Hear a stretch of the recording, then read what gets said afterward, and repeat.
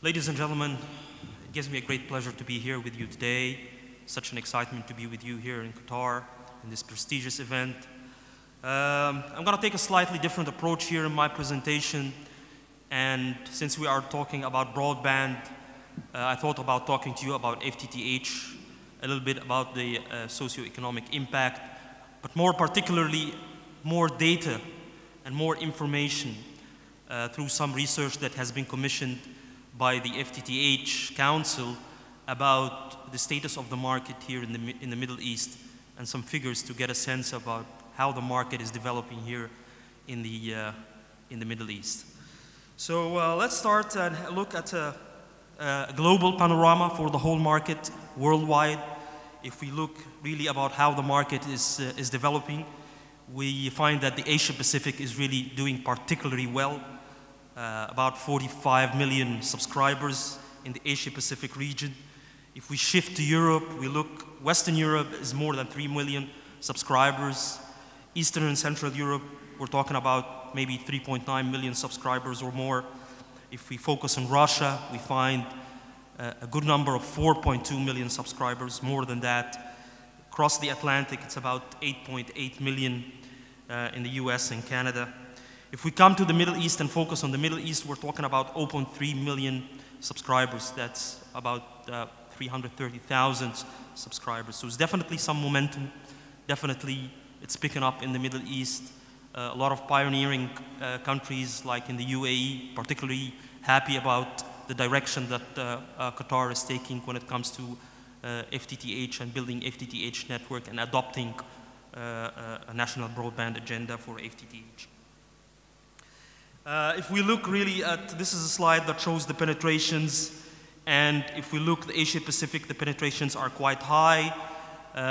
In terms of penetration, also the Nordic countries and the Baltic republics are quite high in Europe, but if we look at absolute numbers, then it's France, Russia, and Sweden that constitute, in terms of absolute numbers, a very high penetration as well.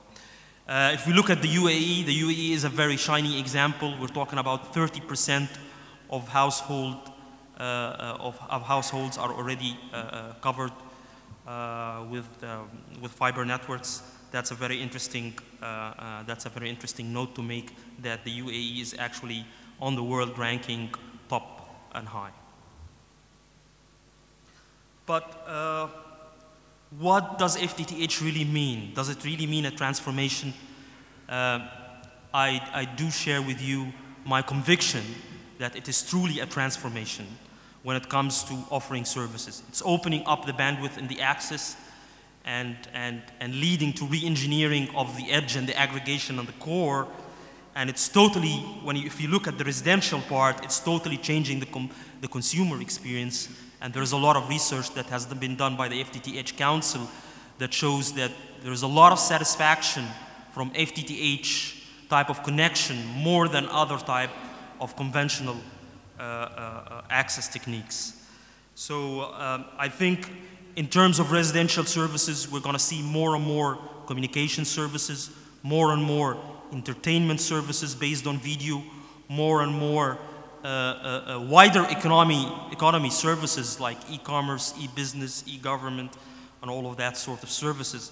If we look at the enterprise side, what does it mean fiber to the office or fiber to the enterprise? I think it's going to reshape the way the enterprises are really thinking about their infrastructure, reshape the way they are thinking about collaboration, reshape the way they're thinking about video communications in terms of two-way video communications, online storage, cloud computing. It's going to totally rechange the way enterprises are thinking about their IT infrastructure as well. So enterprises are going to think more and more converged. So 3 things I want to share to you about FTTH and the differentiators of FTTH with respect to other access technology. It's bandwidth, definitely, interactivity, and symmetry. These are the 3 key figures that I want to share with you. Bandwidth, FTTH has been able to supply the 20 meg it will supply the 50 meg that all the tier 1 operators are looking forward in 2010 and 2011, and it will take you up to the 100 meg and even to the gig level. When it comes to interactivity, it's very important to show that low latency and high download speed are gonna change the way people actually behave, and it's gonna redefine the consumer experience. More symmetry in terms of increasing the upstream bandwidth and increasing the upstream connection bandwidth, giving more flexibility and more capability to online storage, to online backup, sharing, and to two-way video communication. So definitely, FTTH can be seen as a critical component in the knowledge economy. We can see a lot of national broadband agendas that are centered around FTTH in different countries. We can see a lot of municipality and regional emphasis on FTTH because it's actually drawing investment, it's retaining investment, and it's increasing the competitiveness of these regional areas. So this is very important. It's also giving businesses a new way to think, a new way to conduct business, as a matter of fact. More and more flexibility towards teleworking, more and more cost cutting when it comes to travel, more and more economy when it comes to office space. So it's actually more competitiveness for businesses, creation of jobs, increasing of productivity, and definitely more GTB contribution. Now I want to shift gears and look with you into the Middle East. Into the Middle East in 2010, we have identified through some studies that have been done by the FTTH Council more than 30 projects Middle East-wide.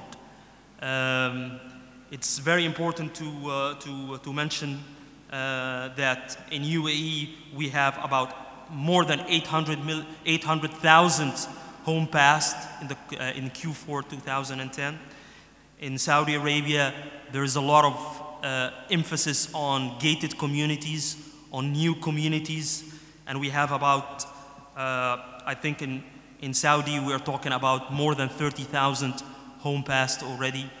In Egypt, the situation a little bit different. It's more focused towards gated communities, into gated communities, not very much into the brownfield and to the greenfield.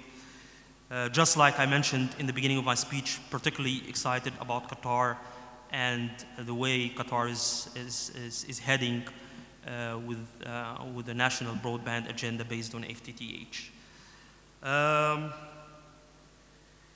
I wanna analyze a little bit what operators are doing when it comes to FTTH technology.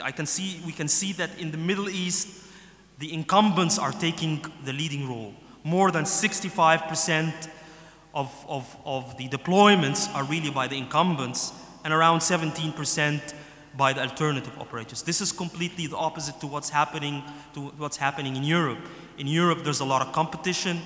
The alternatives players are actually driving the deployments, but here it's mostly the incumbents, and the incumbents are doing that driven by new community developments, new greenfield areas, new housing developments. And if we look really about the split between the technologies, we found that if we're talking about PON technologies, it's close to 70%. If we're looking about Ethernet technology, it's a little bit more than 30%. In terms of FTTH, it's more than 90% of the deployments are FTTH type of deployments.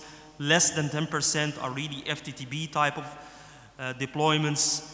And multi-dwelling units are about 75% of the target areas, and single dwelling units are more towards 25% of the target areas.